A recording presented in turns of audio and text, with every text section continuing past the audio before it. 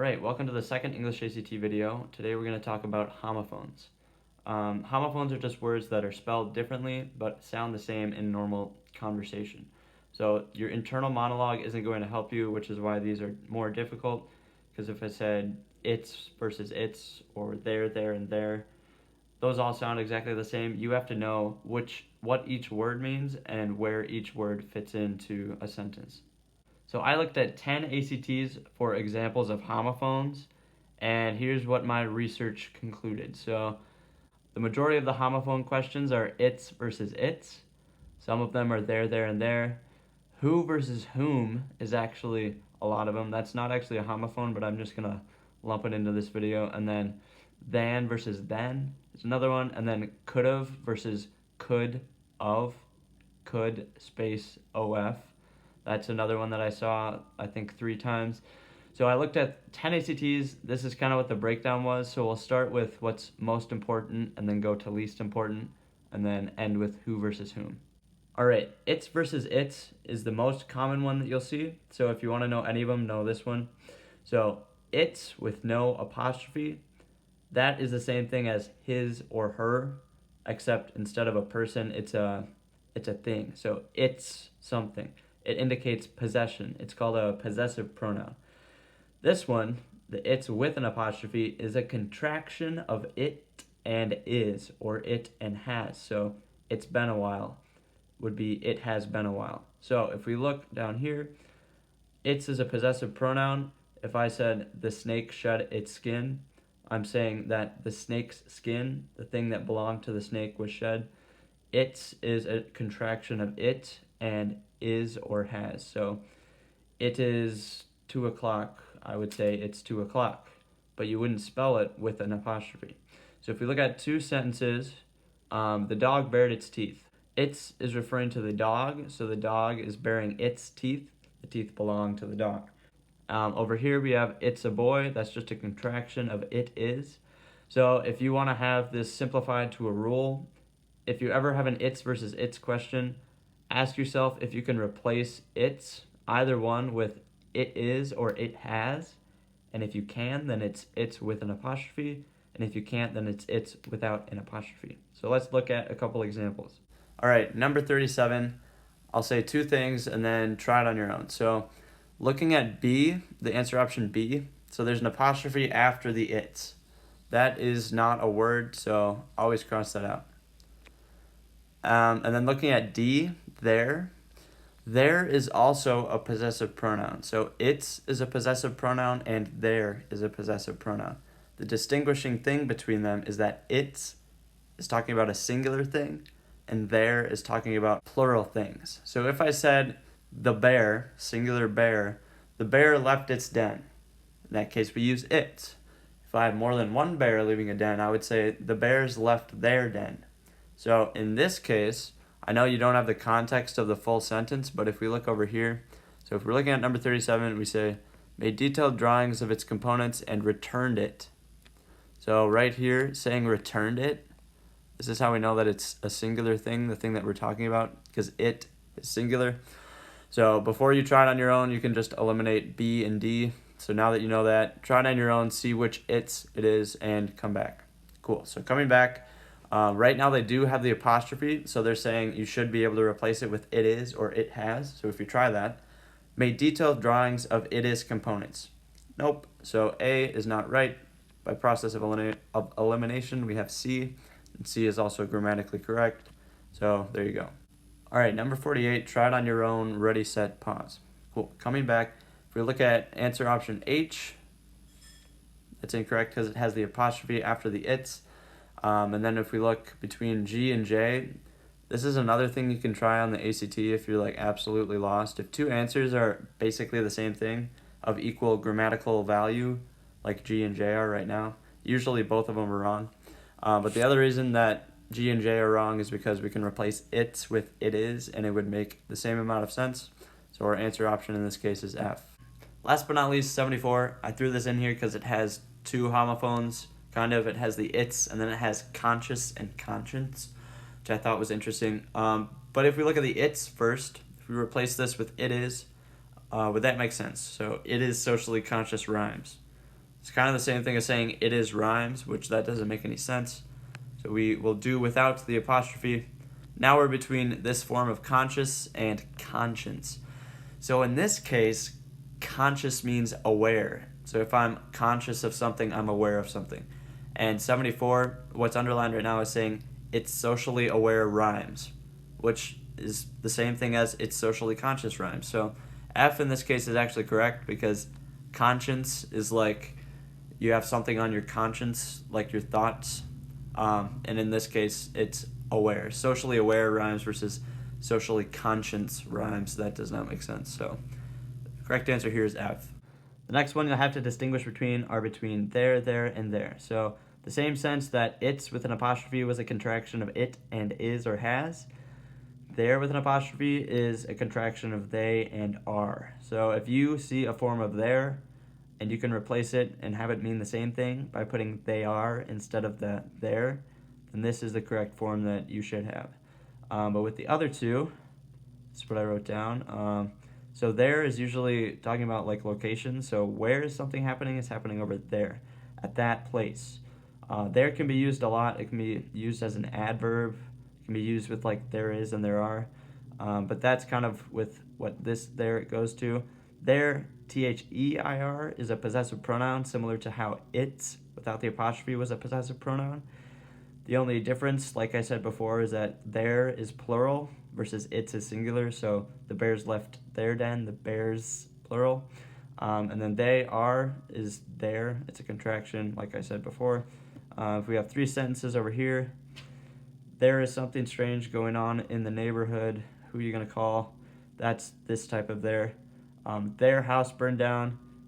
Who's the house belong to? It belongs to them. It's their house, so it's possessive. And then there can be replaced with they and are, so they are all on board. So this there is there with an apostrophe. So let's look at some examples. All right, looking at number 73, try it on your own, ready, set, pause. Cool. Coming back, if we want to look between the different forms of there, in my opinion, the easiest one to rule out right off the bat is the contraction by just replacing it with they are. So if we say, even in an age of big screen televisions, they are is still no show on earth. So you can rule that one out. B does not make sense. Between A and C now, we can actually choose C because C is saying a location. There is, there are, always goes with THERE. And the THEIR showing possession. We don't really know what it's referring to. Even in an age of big screen televisions, there, like who is this there talking about? We don't know. So A, we can eliminate that as well. Between C and D, but there, it has the but in it, and having that but there, that fanboys conjunction, remember from the last video, having a fanboys conjunction after a comma would indicate that you were separating two independent clauses, but if we read this, even in an age of big screen televisions, that's not its own individual independent clause. So it's not D because those aren't two independent clauses, so our correct answer here is C. Now on to than versus then. Than, I'll just move this now. Than is used with comparisons, so if I say taller than, shorter than, larger than, smaller than, that's with this A. So it's with comparisons, and then if you use any of these words, this type of than would come after, so other than, rather than, less than, or more than, all of those have the A. And then is usually used with a sequence of events, so I went to the mall, then we went swimming, something like that, or a time. I'll meet you then, something like that. That's when this then is used, and that's when this than is used with all of this stuff. So let's look at a few examples. All right, number 20, if you want to try it on your own, ready, set, pause. Cool, so we have two options with an E and two with an A. So right now it's saying more than a year's worth with an A, or with an E, sorry. But we need it with an A because more than or less than, that's a comparison. And then is with sequencing. And saying more than a year, that's not like a sequence of events. So we can get rid of J and we can get rid of F. Now between G and H, the only difference is where that apostrophe lands. But in this case, the answer is G because the year is doing the possessing of the worth. It's the year's worth. It's worth. So it belongs to the year, so you need the apostrophe there, versus after. So our answer here is G. All right, 23. I know this is a bit grainy, but I found some of these online, so what are you going to do? But right now we have C and A that say then with an E, and B that has than with an A. So if you want to try it on your own, you can. Ready, set, pause. All right, so if we read this, it says rather than. And if you remember what we said, if you have other or rather or less or more or any comparison type word, then you need the than with an A. So we can get rid of A and we can get rid of C. So between B and D now, if we read it with answer option D, it would say the water came from an aquifer rather by rainfall. The supply was unaffected by drought. Doesn't sound as good as the water came from an aquifer rather than from rainfall. The supply was unaffected by drought. So in this case, the answer is B. All right, now looking at 2, 2, and 2. 2 with two O's is replaceable with as well or also. I can just move this. 2 is as well or also. 2 is a preposition, so I'm going to my grandmother's house. It indicates a direction or until. I was doing this up to or until I stopped. I was doing this up to the point where I stopped. That 2 would be TO. TWO is the number 2. So let's look at a couple examples. 65, try it on your own, ready, set, pause. All right, so it's asking us to choose between TOO and TO, and then also that comma after poisonous. So if we focus on the to form first, you remember we said TOO can be used, can be replaced with as well or also, but it can also be used in the sense that I had too much of something, an excessive amount, something like that. So if you read it as it is, it says, in lightless vacuums and locales, once thought to hot, to cold, or to poisonous, to sustain life, there exists a wealth of microbial organisms. So right now with the TO, it's kind of saying that like hot, cold, and poisonous are locations or destinations, versus to with two O's, saying overly hot, overly cold, or overly poisonous. Pretty clear that we don't want to have that one O, we want that two O, two. So if we look between B and C now, it's where that comma is. So do we need the comma after poisonous or do we not? Well, we can replace too hot, too cold, or too poisonous with just one of these if we wanted to.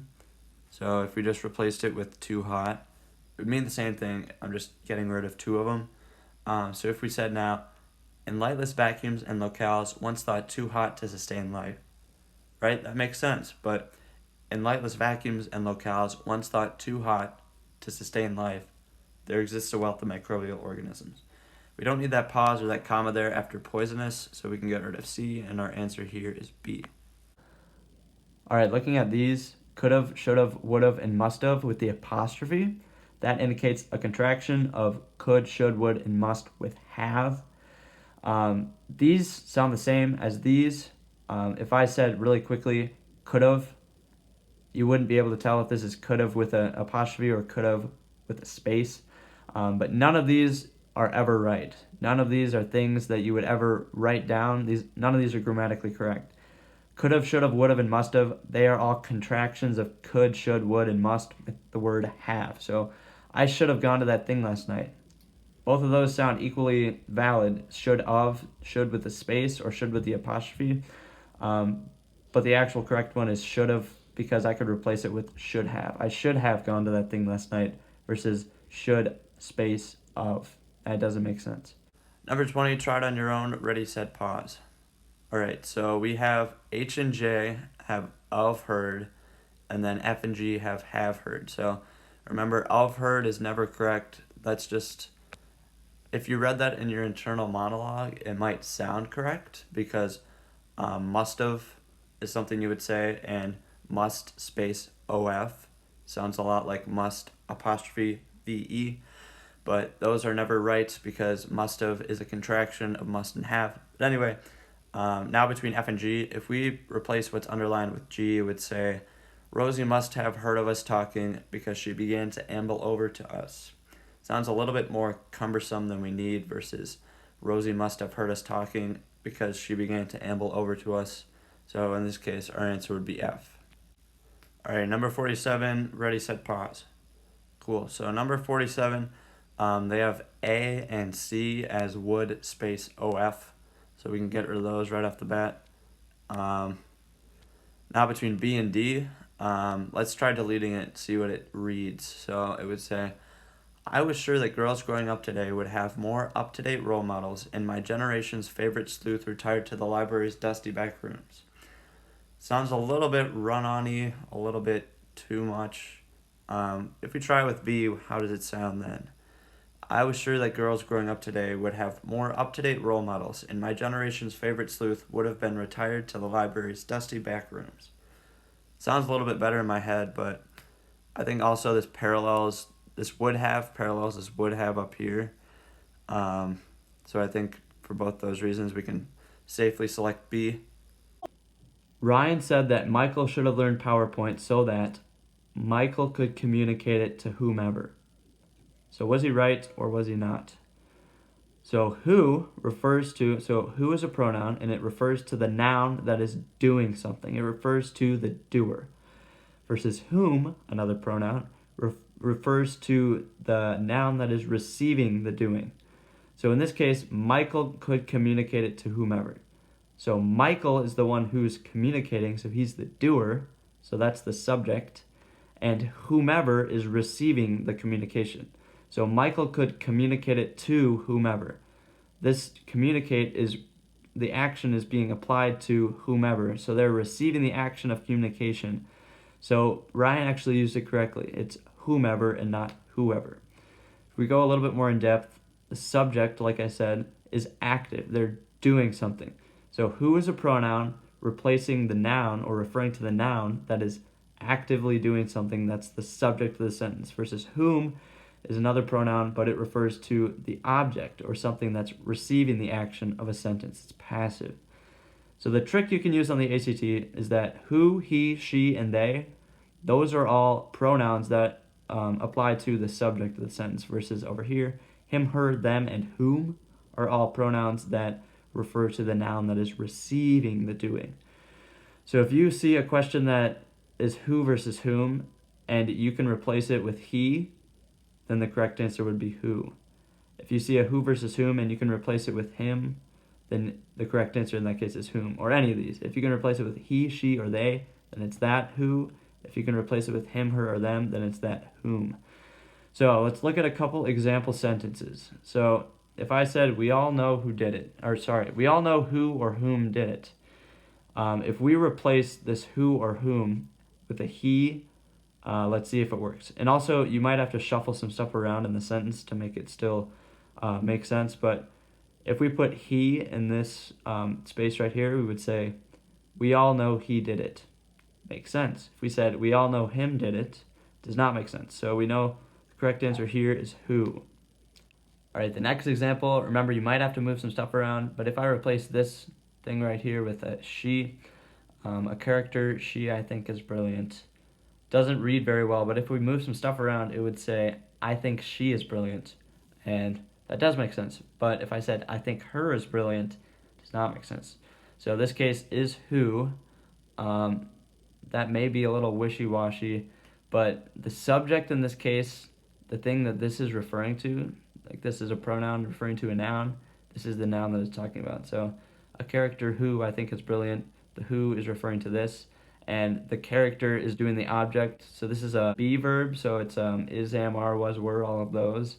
But it's a character is. So the action right here is, that's the verb. It's a little weird, but a character is, that's the subject is a character, so we need a who. If I say, I think she is brilliant, by moving some stuff around, that does make sense, versus I think her is brilliant. So next example, think about who or whom you want to talk to. If we replace this with he, think about he you want to talk to, or you want to talk to he.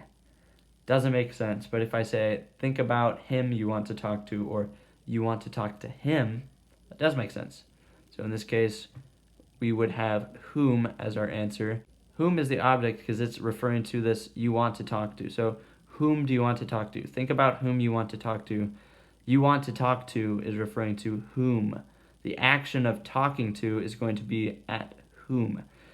This is a little confusing, but stick with me. There's one more example. So these look about exactly the same, but if we shuffle some stuff around in this one, this bottom one, um, think about he is eligible for tax breaks. If we said he is eligible for tax breaks, that does make sense versus him is eligible for tax breaks. So in this case, the answer again is who. And if we want to look for the object or the subject, so if we want to look at which is the subject versus which is the object, so our verb right here is, that's our action, it's another be verb. But if we said who is, the action is, and who is doing the ising, I guess you could say. So that's another reason why we would choose who, is because the action is being done by who. Think about who is eligible for tax breaks versus whom is eligible for tax breaks. 46, ready, set, pause. All right, so between who and whom on the ACT, it's usually a lot easier to tell apart than the ones we just looked at. So if that was overly confusing, take heart, because it'll be a lot easier to tell on the ACT. So if we replace this who right here with he, it would be he had just been discovered versus him had just been discovered. So in this case, we don't want whom, so we can get rid of J and G. Between F and H is which. If we put which in there, it would say, I noticed an article about Raphael Leonardo Blank, a 64-year-old Clinton Hill artist which had just been discovered. Which is usually used with like objects or items, like my G2 pen, which I had grown very fond of, or something like that, versus who is used with an actual person, which is what we have here, so we can choose F. All right, 25, ready, set, pause. Cool. So we have whom right now. So if we did him had lived in a different country and century versus he had lived in a different country and century, it's pretty clear that you need the who instead of the whom. So we can get rid of A, we can get rid of C. Now the difference between B and D now is the tense of lived. So D is in the past tense, and if we look at the rest of the sentence, it's saying was exhausting to spend every day in the hot. So it's all past tense, and I think this whole passage is in past tense, but this sentence is in past tense, so we need to choose D because it's lived, ed, past tense of live. And if we read it now, it would say, it was exhausting to spend every day in the hot summer temperatures while pretending to be a person who lived in a different country and century. Perfect. One more thing I'll actually point out, which is kind of funny, but I found a decent amount of who versus whom questions, but all of them, the answer was who. Take that with a grain of salt, but like, I guess if you really don't know and you just guess, hopefully it doesn't come to that, but if you have to, just do a who and not a whom, because none of the ones I saw were whom. I don't know if that was a coincidence or not, but I guess there you go. So those were all of the categories of homophone questions that I could find in the 800 that I looked at. So if you want to know any of them, know it's, there, and there, and who versus whom. There's obviously more commonly confused homophones, but I didn't see any of those on the ACT. But hopefully this was helpful, and I'll see you in the next one.